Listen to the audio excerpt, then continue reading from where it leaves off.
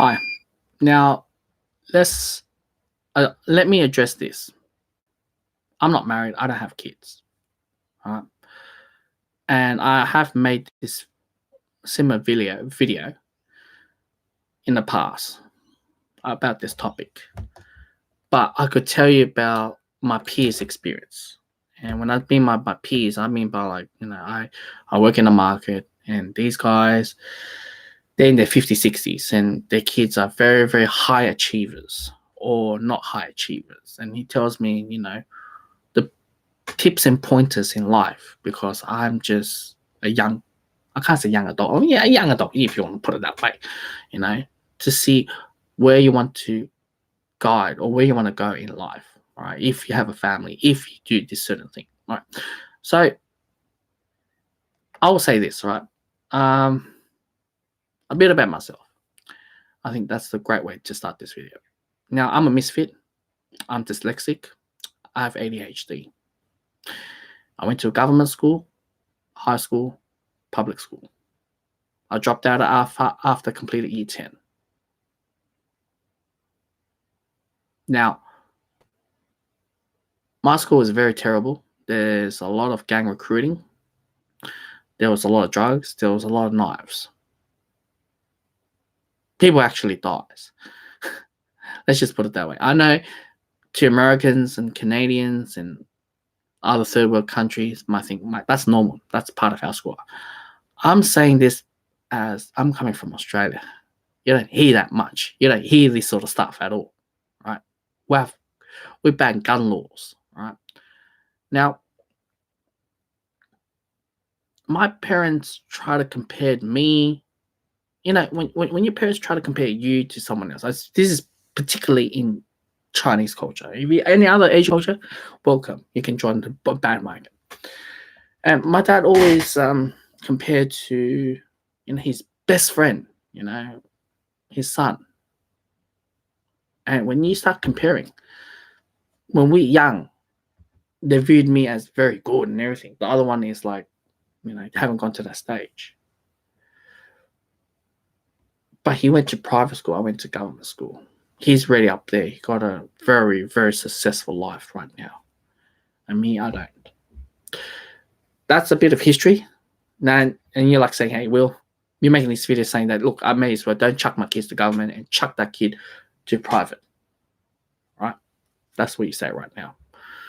Well, I didn't quite understand why people chucking kids nowadays to chuck into private or Catholic school, because once they go to university, there's going to be gender, socialism, and feminist study, social justice. And as well, the jobs are in decline. We are entering the phase of AI technology. There's not much need for high professions anymore. Everyone's doing the same degrees. All right? That's how I made my previous video saying that we haven't adapted to this new AI yet. We still have this old traditional jobs that's going to be faded away. China just released, robots, cameras, inbuilt X-ray, bone scan, everything, boom, straight away on the spot, and knows how to allocate where's the issue and the problem instead of going to doctors, ask for a couple of days, coming back, or finding out what's their problem. These AIs are a lot more accurate than doctors. I'm telling you something. I know they're a government job. Government will find ways to reduce taxes or expenditure spending. There's less and less wage earner than ever than before. There's more unemployment rate. But they need to balance the country. They need to save as much taxes as they can because, old people, we're in an aging population. People are getting older and older. So definitely we'll replace a lot of jobs. Right? That's my previous video. That's what I said. Now, this new one. Okay, this is, I know, thanks for waiting for 4 minutes and 40 seconds. All right. Now, I've spoken to one of the shop owners. He's not high class. He's not high class. He's a middle class. He runs a business, and that's it. He runs those selling shoes. and he has 2 sons, and they're all taken to tutoring. And typical, Chinese parents, tutoring, going to the best school, private school. And I told him, now your kids is 22, 25, or something around there. Let's just say you divorce and you got married and your kids, you got new kids now. Would you still do the same thing? Even though you know the AI automation and 3D printing, it's going to take over. Would you still take your kids to private school? Because I'm just going to let you guys how high achiever his kid is. It's on a bloody newspaper for having the top of school. That's how intelligent his kids was. And he told me this: regardless if my daughter, my upcoming daughter or son, smart fuck or dumb fuck, doesn't matter, right? I'll still take them to private school and still pay for 20,000-30,000 per year, and accepting the fact that 5% increase every year. If I have the capability for my business to stay the way it is and generate the same income, I'll still do the same thing. That's what he told me. If he still has, the business is still going well. And he says, it's not about whether he's smart, he should go to private school, whether he's dumb, goes to government school. The problem is about networking, is about friends, social group. That is something that money can't buy.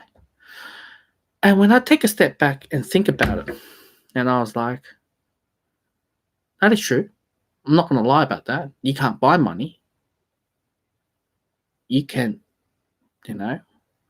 private schools talk to private schools. They don't talk to dumb fucks, misfits like me, right? But the most important part of what he said is true, Would you want, I don't care if my kids to be successful or under unemployment, collecting government money. But as a parenting role, I deliver the best as I can, because not every single kid will grow up to be what the parents ideally want their kids to be. That's what he said. And I was like, oh, that's pretty good. I know a lot of Chinese parents are not like that at all. So you have that, okay? And he says it's all about networking. It's all about the groups. And regardless if I'm, force my kids and go there to, to go all the way up there. And I told him another one. And I'm saying, what if you take your kids, let's just say they start private school, 7th grade, chuck them out on 9th grade. He said, that's a waste of money. Because he didn't build his peers up. Because the easiest time to build peers or selecting friends and everything is when you're year 7 and year 8.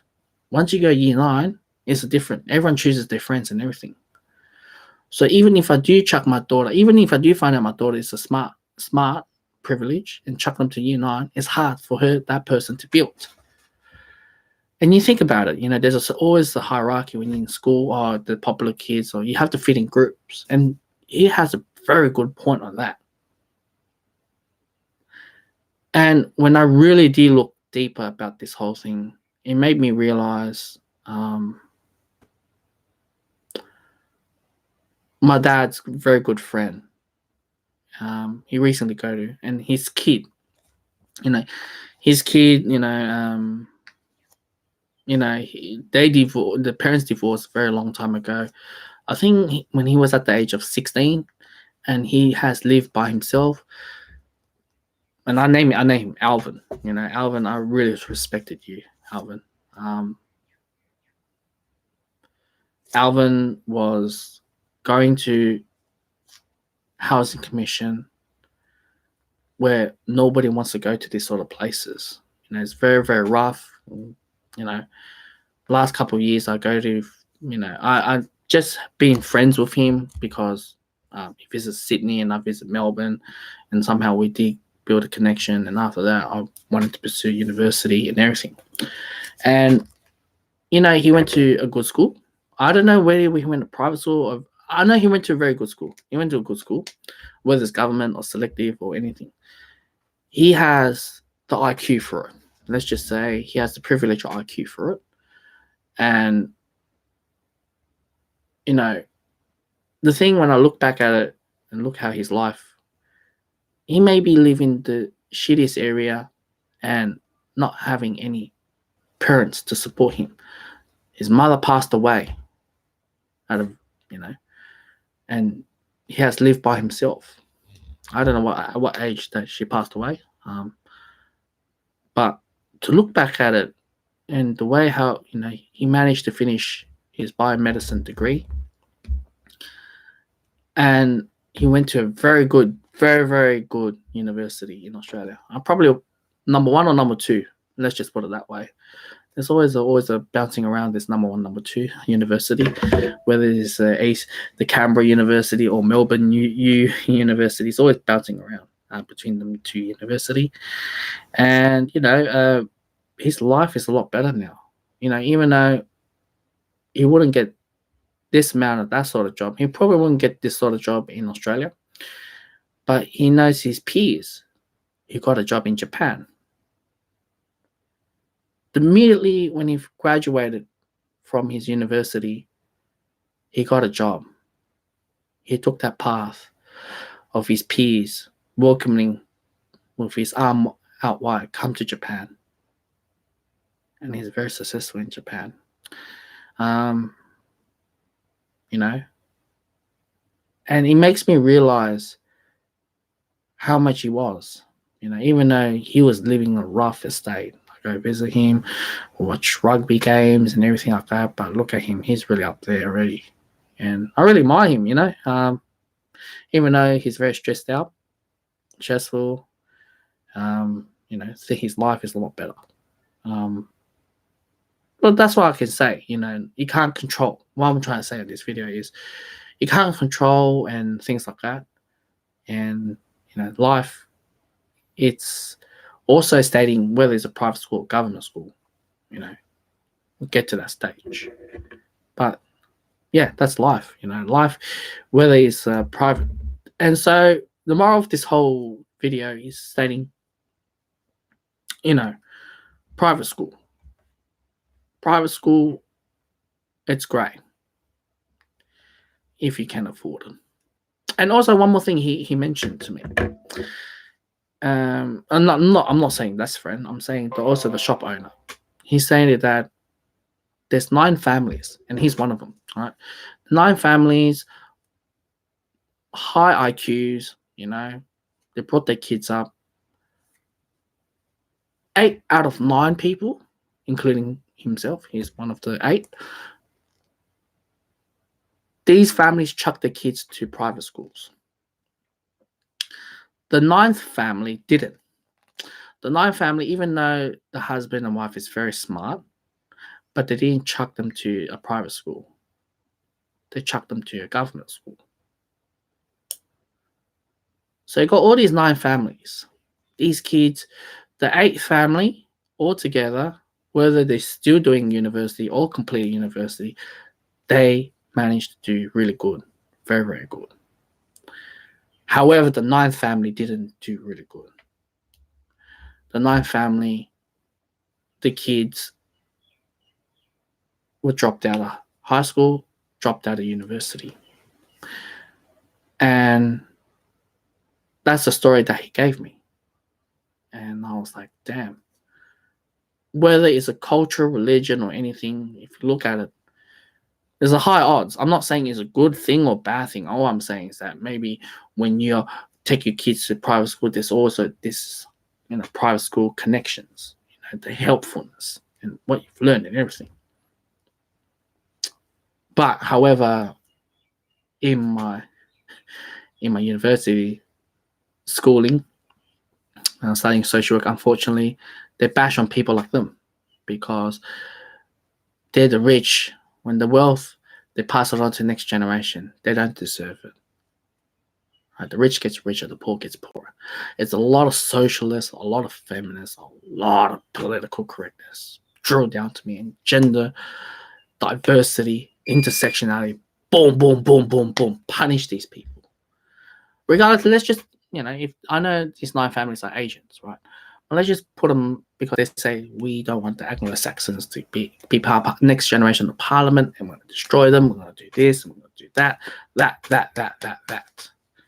That's why I said it's not good, to brought up in a private school and once they go to the university to get to that stage. But what I do not realize is that they already built that the immune system in their brain.